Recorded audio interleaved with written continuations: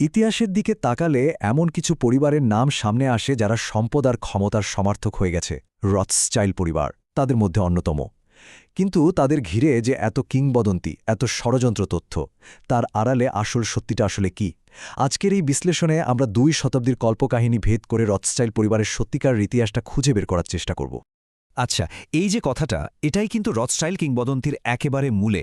ভাবুন তো, ওয়াটারলুর যুদ্ধের ময়দান থেকে শত শত মাইল দূরে লন্ডনে বসে থাকা একজন ব্যক্তি, তিনি কিনা যুদ্ধের ফলাফল ব্রিটিশ সরকারেরও আগে জেনে গিয়েছিলেন। আর সেই একটা তথ্যের জোরেই তিনি এমন এক আর্থিক চাল চেলেছিলেন যা ইতিহাসকেই বদলে দেয়।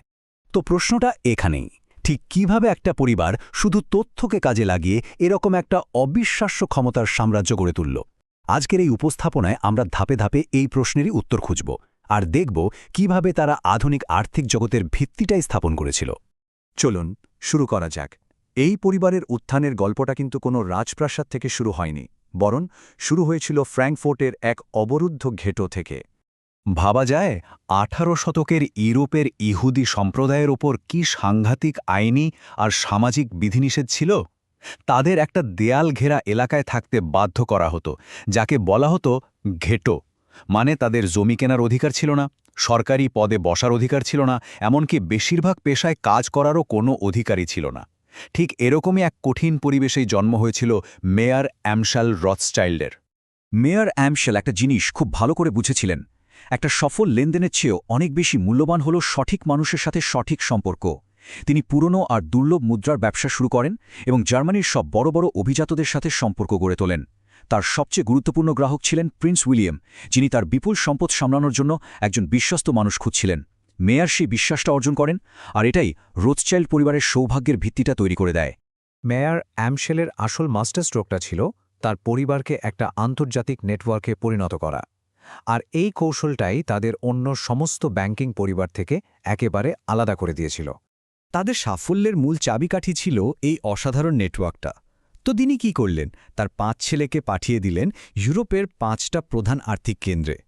তারা কিন্তু একে অপরের প্রতিযোগী ছিল না, বরং ছিল একটাই নেটওয়ার্কের অংশ, যা চলত গোপন চিঠি আর পারিবারিক আনুগত্যের উপর ভিত্তি করে।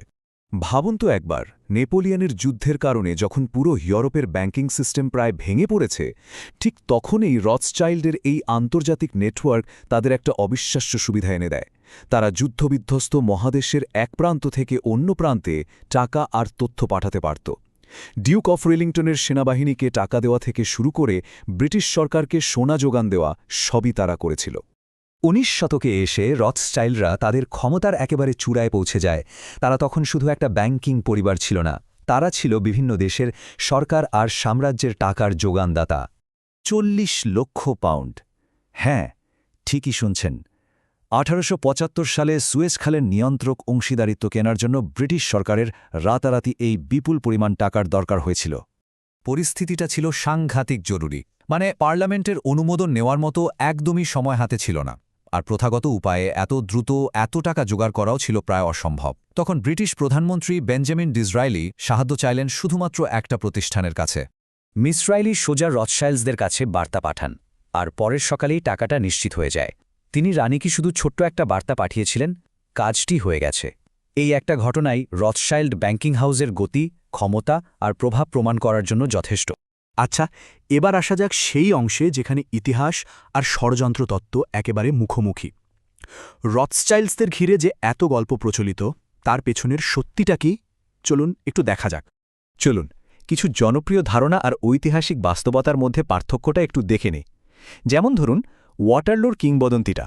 ঐতিহাসিক নথি বলে যে হ্যাঁ, তাদের কাছে আগাম খবর ছিল আর তারা লাভও করেছিল, কিন্তু বাজার ধসিয়ে দেওয়ার যে নাটকীয় গল্পটা, তার কোনো শক্ত প্রমাণ পাওয়া যায় না। একইভাবে বিশ্ব নিয়ন্ত্রণের তত্ত্বগুলো কিন্তু ঐতিহাসিক আর্কাইভ সমর্থন করে না, বরং এগুলোকে ষড়যন্ত্র তত্ত্ব হিসেবেই দেখা হয়। তাহলে প্রশ্ন আসেই, এই সব ষড়যন্ত্র তত্ত্বগুলো তৈরি হলো কেন? আসলে কি হয় জানেন, যখন কোনো বড় জটিল সমস্যা তৈরি হয়, তখন মানুষ তার জন্য একটা সহজ ভিলেন খুঁজতে চায়। ঐতিহাসিকভাবে এই তত্ত্বগুলো প্রায় ইহুদি বিদ্বেষী প্রচারণার অংশ হিসেবে ব্যবহার করা হয়েছে, যেখানে একটা সফল পরিবারকেই সব সমস্যার জন্য দায়ী করে দেয়া হয়েছে।